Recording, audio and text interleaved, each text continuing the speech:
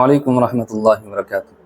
Election के मौके पर जो उम्मीदवार खड़े होते हैं तो वो लोग आम लोगों को और ख़ास लोगों को दावत पर बुलाते हैं, उनको मिठाइयाँ देते हैं।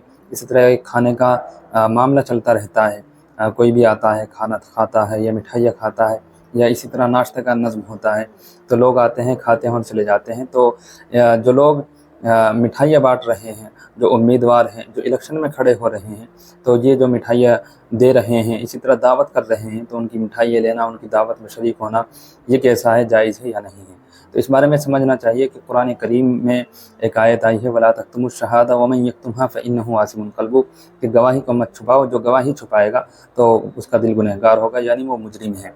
तो चूँकि वोट भी कई हैसियत से गवाही की हैसियत रखता है, और गवाही के मुकाबले में ना तो पैसा लेना जायज़ है, ना रिश्वत लेना जायज़ है, ना उसको छुपाना जायज़ है। इसलिए वोट भी डालना ज़रूरी है, लेकिन वोट के बदले में पैसा मांगना, ये वोट के बदले में दावतें लेना, ये मिठाइयाँ लेना, ये सब उमूर गलत हैं। चूँकि कुरान करीम ने गवाही पर कुछ भी लेने से मना किया है। तो अगरचे उम्मीदवार जो है ये कह कर दे कि मैं वोट नहीं मांग रहा हूँ, वोट के लिए नहीं दे रहा हूँ, तो अगरचे वो ज़ुबान से कहे, तब भी उसका मकसद यही होता है कि मेरे लिए वोट का रास्ता हमवार हो जाए और मेरे लिए जो वोट का मामला है वो आसान हो जाए। तो कहीं ना कहीं वो एक तरह की रिश्वत बन जाती है। पूरी तरह रिश्वत ना चाहिए, लेकिन उसमें रिश्वत का शाइबा ज़रूर होता है और रिश्वत के होने का वहम होने लगता है।